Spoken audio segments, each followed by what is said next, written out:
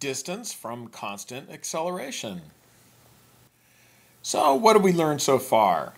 We have learned how to interpret our graphs for accelerated motion, and we saw that when we have an object, for example, in free fall that's accelerating constantly, we have constant acceleration, and that the speed was constantly increasing. And when the speed was constantly increasing, it had a slope equal to the acceleration here, and our equation for that linear relationship is that the speed is equal to the acceleration times the time plus whatever initial speed you had before you started accelerating. And so we have one final thing to do. We know that the distance plot here, the slope is continuously increasing since the speed is increasing. The slope here, the delta d over delta t, is continuously increasing. But what we haven't determined yet is we haven't determined the equation that would tell us this curve. And so that is the primary job, is to find that equation and also exercise that equation in this video.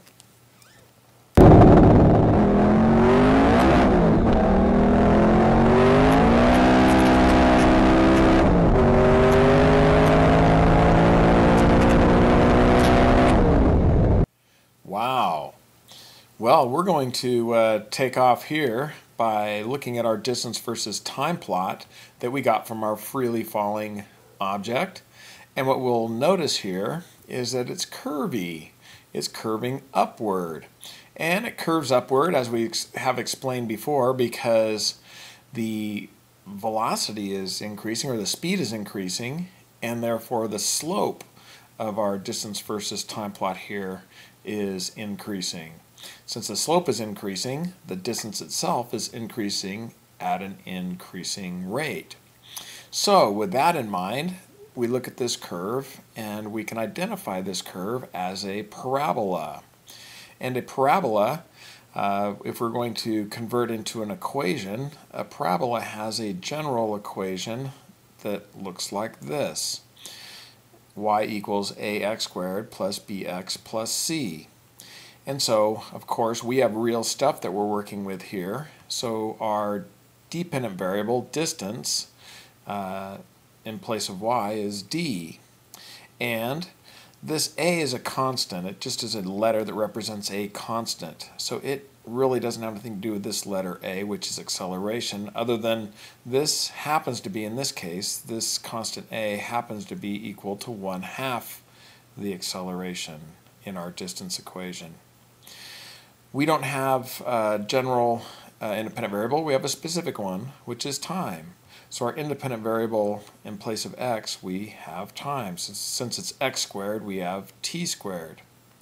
Next, we have another constant b right here, and that constant b for us is whatever the initial speed was, if we had an initial speed. And then, of course, the independent variable isn't x, it is time. And then we have our final constant right here, and if we didn't start at some position 0, we would have our original starting position.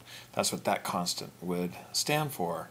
So there we have it. We have our new equation here that represents this curve, this parabola, and that is our distance equation for accelerated motion. Stacey, are you ready? Morning. I'm ready. Morning. Hit it. The takeoff was amazing. The afterburners kicked on and we flew vertical into the clouds, doing what Lieutenant Davis called an unrestricted climb. Gosh. Oh, it's gorgeous. We went 761 miles an hour, faster than the speed of sound. Wow, faster than the speed of sound. Well, I won't go through this faster than the speed of sound, but I wonder how far they went while they were climbing vertically in that Blue Angel's jet. So, to better understand this equation that we just derived from our parabola, let's see what each of these terms mean. So, again, the whole point of this equation is to find the total distance traveled when you've been accelerating for a certain amount of time And it would also include if you were already going a certain speed before you started to accelerate, and how that speed would add to the distance after you've traveled that whole time as well. And then it would also include if you had already gone a particular distance. So this term right here is the term that shows the distance you gain. The 1/2 AT squared shows the distance you gain due to the fact that you're increasing your speed. This term right here shows the distance you would have gained if you never accelerated and you just kept going at a particular constant speed that you were going at before you started accelerating. And then this distance it would just be whatever distance you started with if you never even moved at all. But then it was time to try the maneuvers the Blue Angels are known for, and that meant G-forces. Now, to keep the blood from rushing out of your head, you tighten your stomach and your legs. I obviously have not perfected that. All right, are you ready for the loop? I am ready. All right, Stacey, take a deep breath, flex your legs, smoke is on, up we go. Keep flexing, keep breathing, there's 6 Gs. Keep flexing those legs, keep breathing. I'm out, and when I come to, it takes a second to remember where I am, but I would soon get another reminder, another big maneuver. So hopefully you don't pass out when we do our first sample problem here. Now that we have our distance equation, let's practice with that new equation. And so we're going to try to answer this particular question. How far does a car go in 6 seconds if it starts at 5 meters per second and accelerates constantly at 4 meters per second per second? So let's read that again, and when we do, we'll circle our knowns. And so how far does a car go in 6 seconds, which is time, if it starts at 5 meters per second? Starts, so that's an initial speed at 5 meters per second. That's a very important thing to know here. And it accelerates constantly at 4 meters per second per second. So that's our acceleration. And again, then we look for our unknown here, which is how far. And that is distance. And so we put D equals question mark. We then create an illustration here. And so we have our car going initially at 5 meters per second. It accelerates constantly at 4 meters per second, and it reaches a final velocity here. And over that time, when it was accelerating, we want to know what the distance was. So our initial time is 0, and our final time is 6 seconds. We do our KUF, our knowns, unknown, and formula. We bring down our knowns, bring down our unknown, list our formula, which is the one we just derived, plug in. 1/2 is 0.5. The acceleration is 4 meters per second per second. The time is 6 seconds. And of course, we need to remember to square that. That is a common mistake. Students forget to square the 6. Notice that it is just the 6 that is being squared. It is so PEMDAS would say that you do your exponent here first before you multiply these two. PEMDAS from your math class, parentheses, exponents, multiplication, division, addition, subtraction. So in that order of operations. We also have our initial velocity of 5 meters per second plugged in and our time of 6 seconds, so we'll be multiplying. And we almost always start with an initial position equal to 0. So that's almost always going to be 0 and not matter.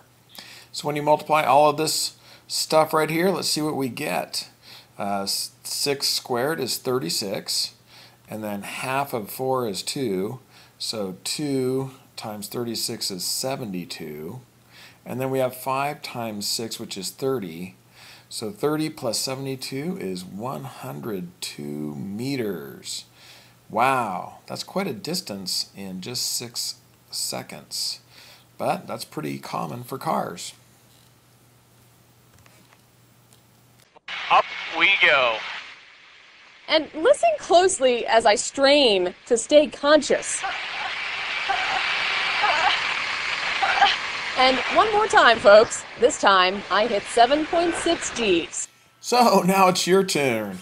I don't think you'll hit 7.6 G's trying this problem, but it's always tough the first time around here, so good luck. You're trying to find out how far does a rock fall in 2 seconds. How far does a rock fall in 2 seconds? Wow, that doesn't seem like very much information. Oh, that's right. A couple of hints here. What is the rock's speed right before it is dropped? And what is accelerating the rock? If you can answer those 2 questions, you can find 2 more knowns that'll help you solve this problem. So pause the video, solve the problem, and then come back and see how you did. Well, did you get 19.6 meters? Hopefully you did. And hopefully you also showed your all your work and showed your 7 steps here. So when you were circling and labeling, your known was 2 seconds. And your unknown was how far? D equals question mark. Of course, there were a couple of other knowns here from the hints. The initial speed of the rock right before it was released was 0 meters per second, and gravity was accelerating the rock at 9.8 meters per second. So now we have our full complement of knowns and our unknown, and we can draw an illustration showing that initial speed, showing the fact that it's accelerating, and showing what we're after here. How far will it accelerate from 0 to 2 seconds of fall? So having done that, we can complete our KUFs here. And of course, this was our distance equation that we were trying to exercise here. So we were trying to find an unknown. D equals something with an A, a T, and a V naught, and that will do the trick. So plugging into our distance equation here, 1/2 is 0.5. The acceleration is due to gravity. That's 9.8 meters per second. And then the time is 2 seconds. Again, remember to square that.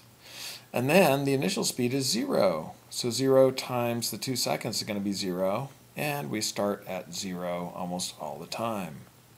So looking at this, I have 2 squared, which is 4. And then I have half of 9.8, which is 4.9. So 4 times 4.9 is 19.6 meters. And that's how far a rock would fall in 2 seconds. Of course, if the drag force didn't have much of an effect, that is. Pause the video and make sure you've done this completely in your notes. Keep breathing.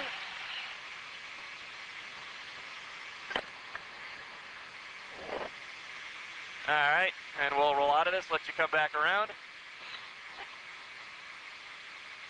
You think it's funny too, don't you? I heard music all of a sudden. You heard music? Yeah. See, I told you were dreaming. I was. This was a dream come true. High above Hampton Roads with the Blue Angels. Stacey Davis, your News Channel 3. So there we have it. We have our complete analysis of accelerated motion or constantly accelerated motion. When we have constant acceleration of anything, then the velocity is constantly increasing, and we use our v equals at plus v naught equation to find the speed at any instant in time.